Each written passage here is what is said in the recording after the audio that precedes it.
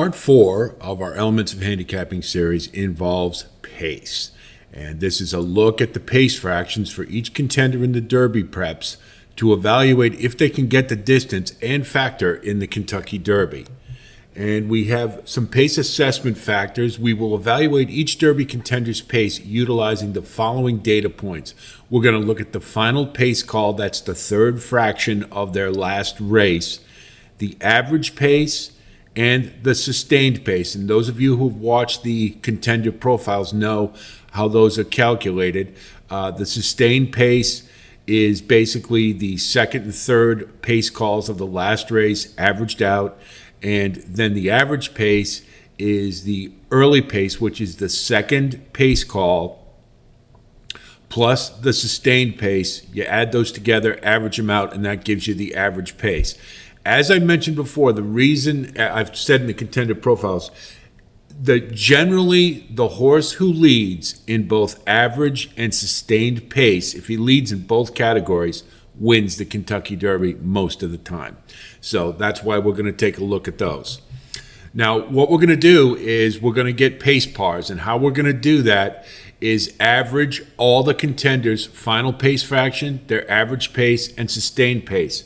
And in doing so, these are the numbers we got. So the final pace fraction, the average for all the contenders is 52.15, and that's feet per second. The horse is traveling how many feet per second in a race.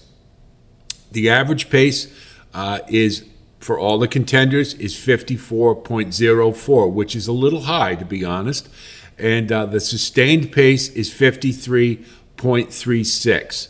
So those are the averages we're going to use.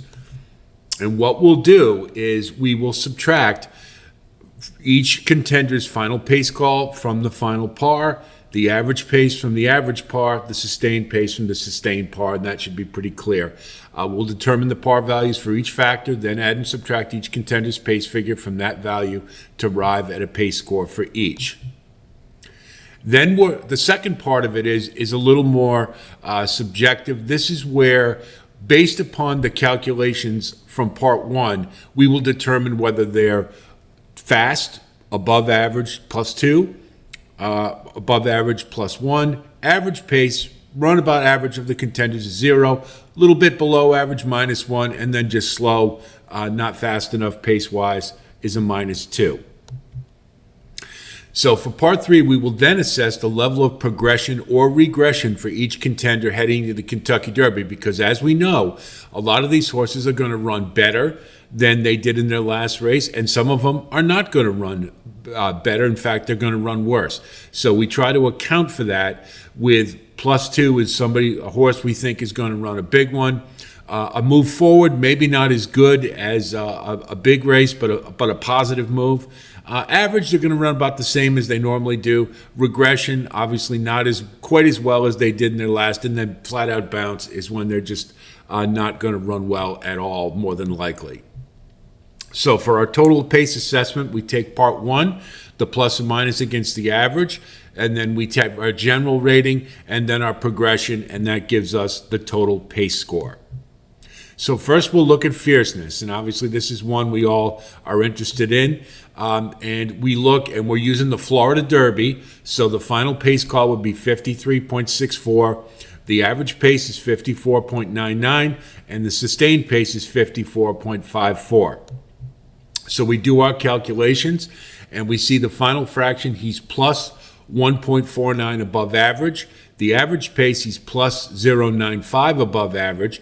The sustained pace, he's plus 0.88 above average. He is certainly an above average horse pace-wise, so he gets a +2. However, it is fairly certain that he has regressed after every big race he's run, and I wouldn't be surprised if he's do it again. I know he's training really well, but you know what? That's not a race, and it's just my instinct. It's the pattern he's followed, and there's a lot of things that have to happen for him to run his commensurate pace numbers with the Florida Derby. This is a horse who needs to have things go his own way. So I'm accounting for that, and I'm giving him a -2 for progression. His total pace score is 3.32. And I hope that's clear, and I hope that makes sense.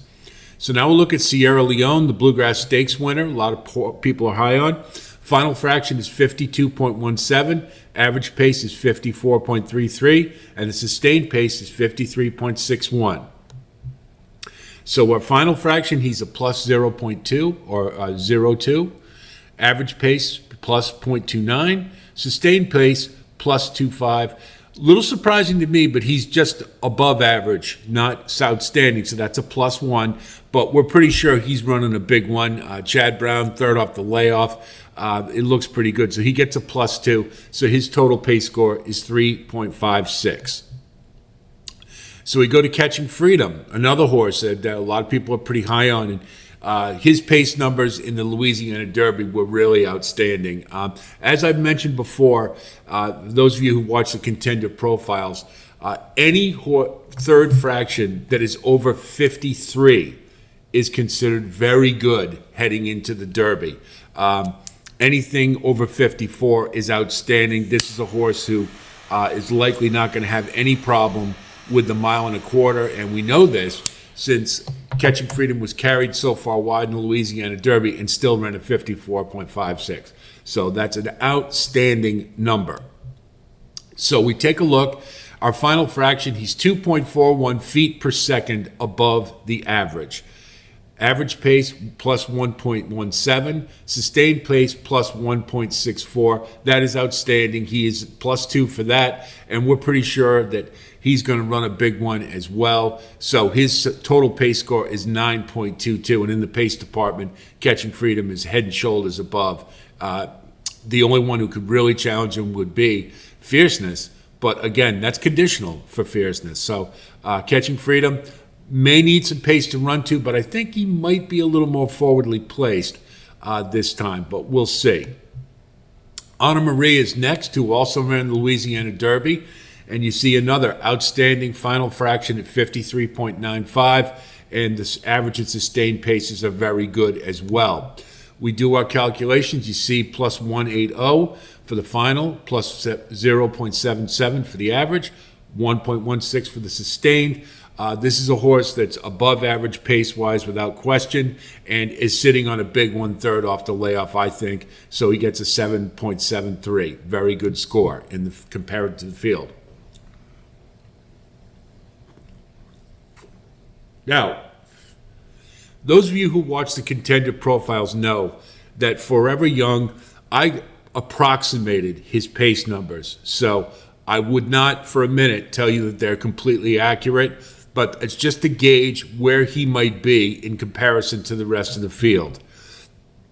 So for the UAE Derby, which was a very strange pace fraction, as you can see, in the middle in particular, 49.81 is just crawling. So he got a major league break in the second call, and consequently he had plenty left for the third call.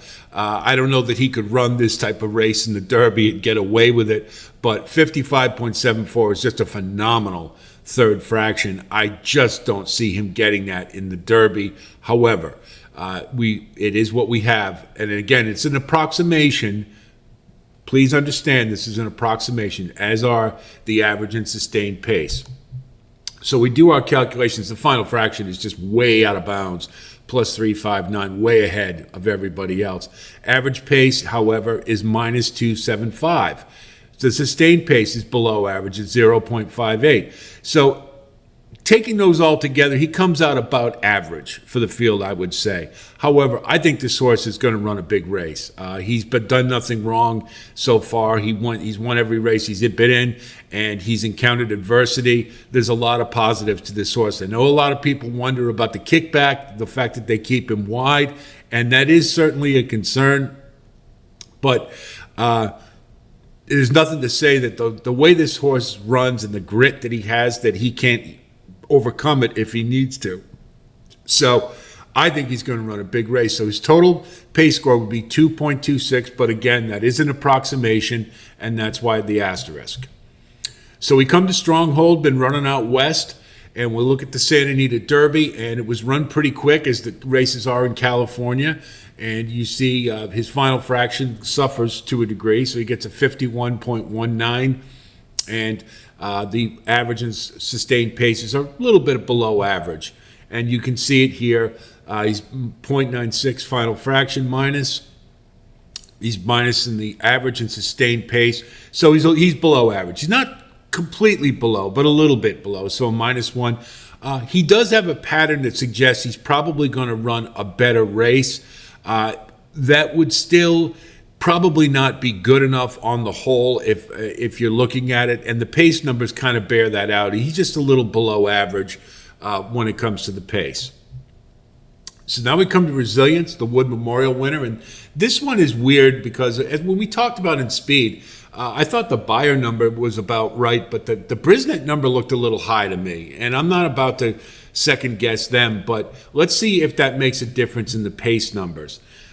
You look at the final fraction, 52.42, it's about average. And the average pace is a little below, and the sustained pace is about average. So we see that. Final fraction a little bit above, average pace a little below, sustained pace a little below. So he's at about average.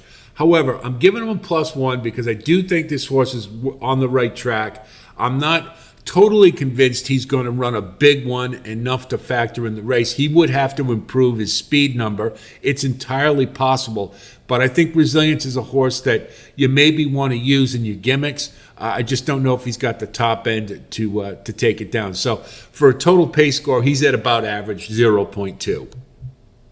Now we come to Dornoch. And I will qualify Dornoch. Now, we're using the Bluegrass Stakes. I think this horse will run better than these pace numbers. But you can see from the Remsen and the Fountain of Youth, maybe not terribly much more than that. I don't think he's going to run quite as quick on the front end, and that will give him a little bit more for the third fraction. However, I don't think it's going to be good enough.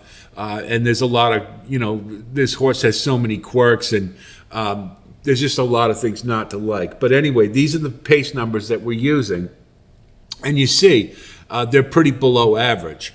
So you see that final fraction is way below. The average pace is below. The sustained pace is below. Now, normally I would probably give him a -2, but I think he can run a little better than this, and I think he's going to run a better race than he has in the Derby. So I'm giving him a +1 for progression.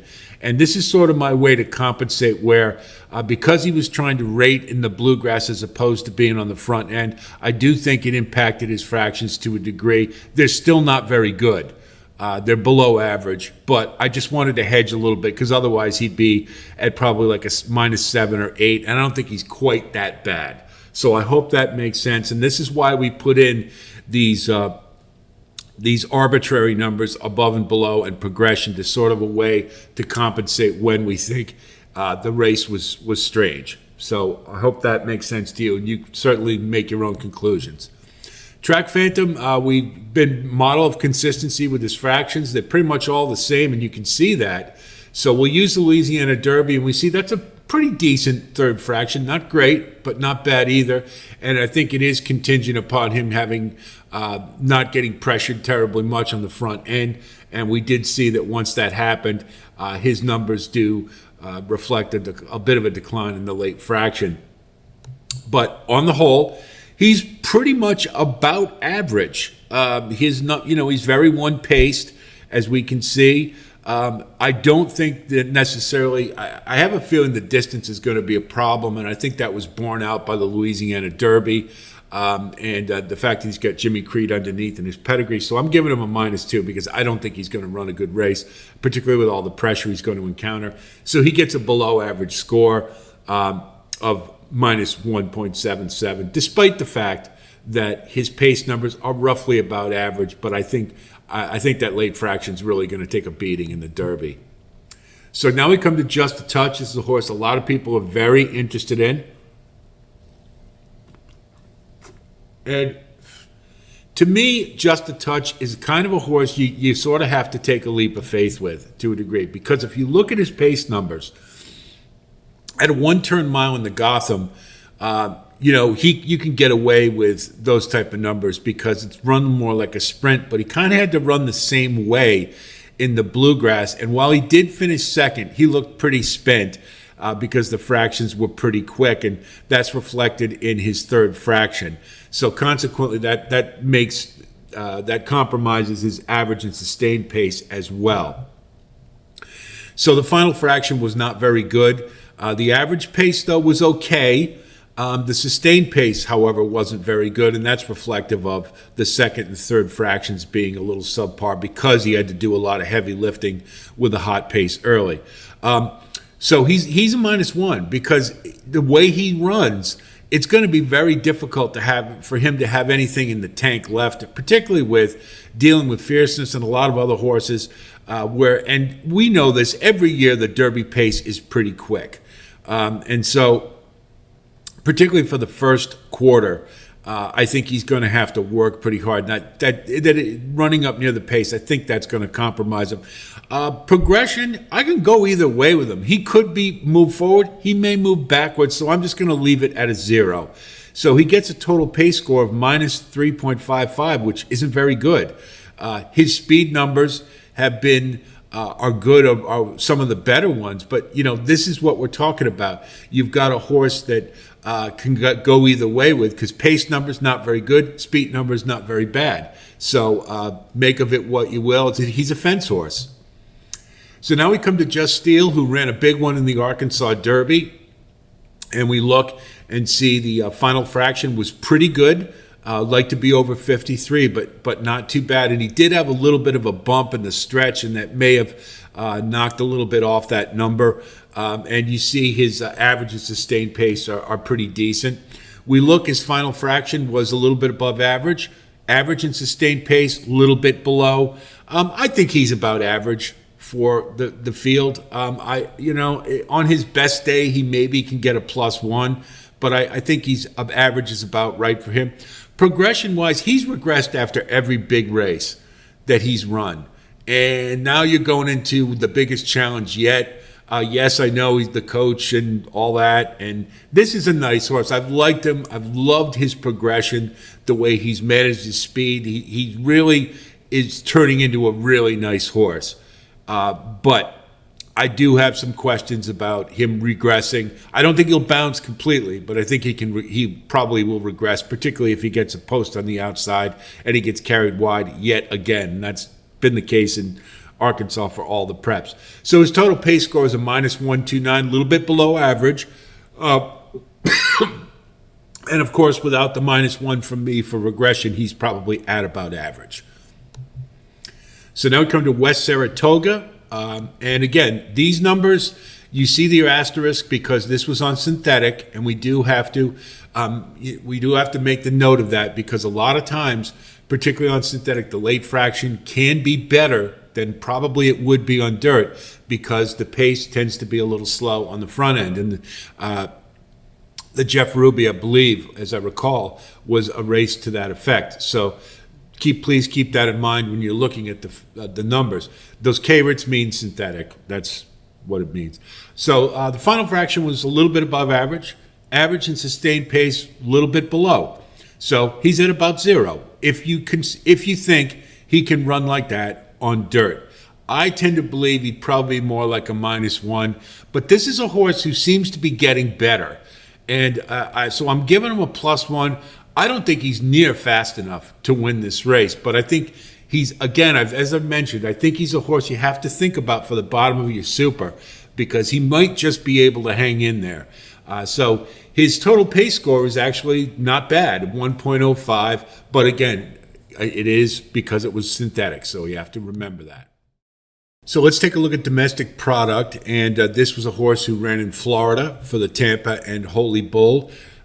Now, the Holy Bull is the race I'm using here for calculations. And the main reason is, you see the asterisk by the Tampa Derby. That race was just so ungodly slow. I don't think it would give us an accurate reflection of the pace numbers.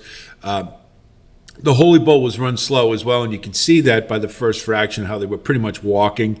And domestic product was able to make a pretty good middle move, consequently, and he finished pretty decently. So, but again, a slow race, and it would be easier to get 2 turns with a slow race like that. And domestic product, I think, is a little challenged in that regard. So you see his numbers. We use the third fraction, 52.85, and the average and sustained pace are based on the Holy Bull. So the final fraction, average pace and sustained pace, a little bit above average. But again, let's remember that's a slow race, and we're looking at the second and third fractions mainly for the sustained pace. So it would be logical that they would be pretty good because the race was slow. So he does get above average pace rating. However, he is by practical joke. I don't think 1.25 miles is a distance he's going to get, and consequently I've given him a -2. Moreover, because he does get a little keen in all his races, I don't think that's going to help him, expending a lot of energy early. And I frankly think they're just going to send him and hope for the best. That's my theory. Take for what you will. I know some of you disagree, but I have a feeling that's what's going to happen. So his total pace score is a little bit above average at 1.35. Mystic Dan is another one who's kind of been up and down. The Southwest was pretty great, but I think it was mud assisted. I think we'd all agree with that. And then came back and ran the Arkansas Derby on a dry track. And you see the numbers are halfway decent. They're about average, a little bit below. You take a look, the final fraction, a little bit above. Average pace, a little bit below. Sustained pace, a little bit above. So he's right at the average. Now, I'm giving him a -1 for progression-wise because being by Golden Sense, I think the 1.25 miles is really suspect. Moreover, this horse has displayed speed early in his career. Why would you start taking him further and further back if distance wasn't a question? And that's what they're doing with this horse. It would seem to me if they weren't worried about the distance with his kind of speed, he'd be rating right up along the pace and try to take advantage of that speed. But they're not doing that. So I have a lot of concerns about Mystic Dan.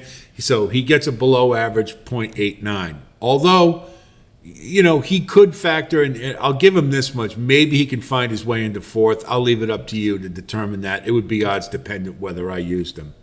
Society Man ran in that Wood Memorial that, you know, the buyers look right on the money, but those Brisnet numbers, they seem a little high to me. This is a horse who ran a really good second at big odds, and you could see he had that middle move there at 55.18 and a halfway decent third fraction. And his numbers are about average. And you can see that a little bit below average for the final fraction, average and sustained pace right about average, so he gets a 0. Progression-wise, I'm going to give him a -1. I don't think he's going to bounce necessarily, but that was a pretty big effort compared to some of his other races, and I don't know that we can expect him to do that again. However, this is a horse who is improving, and he may keep running when others are backing up. He's got the pedigree to do that, so he's one to think about the bottom of your gimmicks. He's not fast enough by any means, but again, he doesn't have to be if other horses are backing up, so maybe one to think about at the bottom of the super at big odds. But for our purposes, pace score, a little bit below average. Encino just ran in the Lexington Stakes and ran on the front end, showed a lot of versatility, taking advantage of the pace, the speed bias, and his numbers are reflective of a horse on the front end. I think that 51.58, I don't expect he'll be on the front end in the Derby. I think he'll rate, and I think he's proven he can do that in the Battaglia. So the pace numbers may not be reflective of what this horse can do, and I don't think they are. So you see they're below average. And he does get a -1 because we have to go by the numbers. But I'm augmenting that with a +2 for progression because I think this horse is getting good at the right time, and I think he's sitting on a big one. And so he does get a -137 based upon the Lexington, but I think he can do better than that. The question will be whether they run him, which we're not sure about yet, and if he can do it on 3 weeks rest. Granville the First has been Mr. Third. 3 starts, 3 thirds, all in Florida, all in mediocre fields. The Florida Derby, you see that last fraction, that's not going to cut it. And if we take a look at his fractions, you'll see he's below average all the way across. And I just don't think he belongs in this race. I think he tries hard. And I think he's got a pattern that says he'll probably run a better race than he has, but it's not near good enough. And I just see him getting swallowed up by the pace if he tries to rate early. So to me, he's a pretty easy toss. Catalytic, we ran that same Florida Derby, ran a really big second, and he ran kind of a similar pattern to Grand Mo the first. And it was just a much, his first time around 2 turns. That can happen at times. Horses freak. He ran a monster effort. Is he going to do that again? Highly doubt it. We look at the final fraction, it's below average. And the pace, he's about average with his sustained pace and average pace. But all in all, I think he's below, a little bit below average. And I think he's going to bounce. So I'm giving him a -2. And that reflects in the pace score. Endlessly, we haven't seen on dirt yet. That's obviously the big question.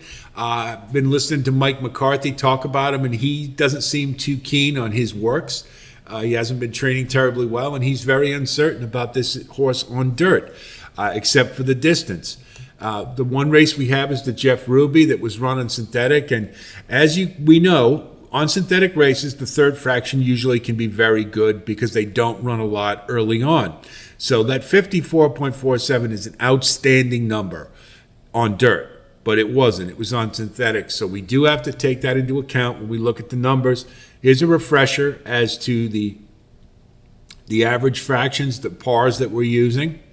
And you'll see he's, if this was on dirt, he'd be a big-time Derby contender. The final fraction was outstanding. Average sustained pace, about average, sustained a little below, a little bit above.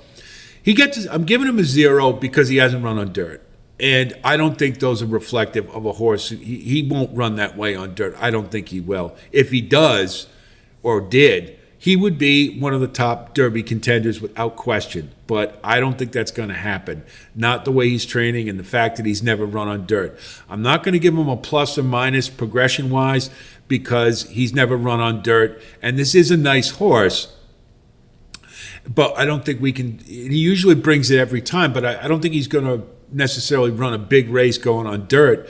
I don't think that would be logical, and he's not training that way. So his total pace score is at 2.85, which is one of the better ones. But we have to consider it was on synthetic. So please keep that in mind. TO Password don't have any data on because I just don't have any pace numbers for him. I will tell you from watching the Fukuryu Stakes, if you watch the contender profile, you can get a look at it. He ran a 154 for 1 1/8 miles. He ran on the front end and he was begging for the finish against probably a pretty subpar field, and the closers were getting to him, and I think he was pretty much out of gas at that point. He is bred for 2 turns. I think the distance isn't a problem. I think speed is, and I don't expect him to be competitive in this race. So we look at our pace score rankings,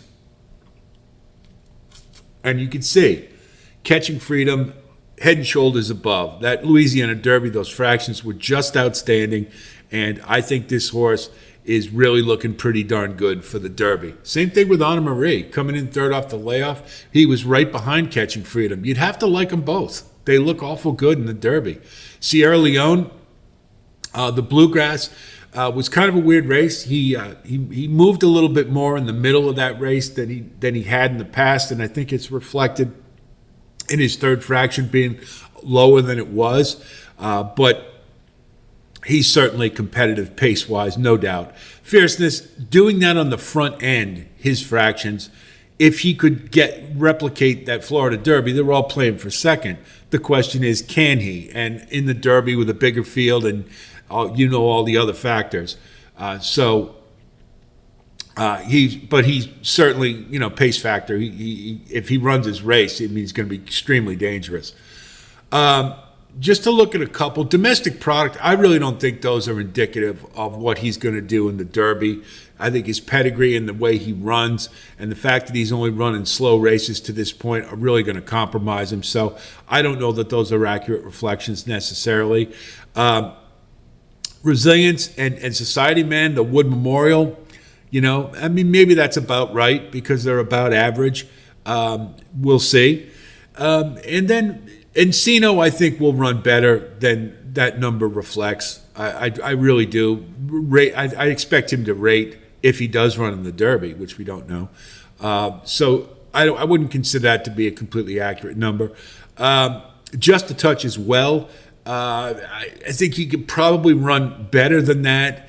This is a young horse with some talent, so it's probably not as bad as that. But I am kind of on the fence with him just because it's a lot to ask of a horse early.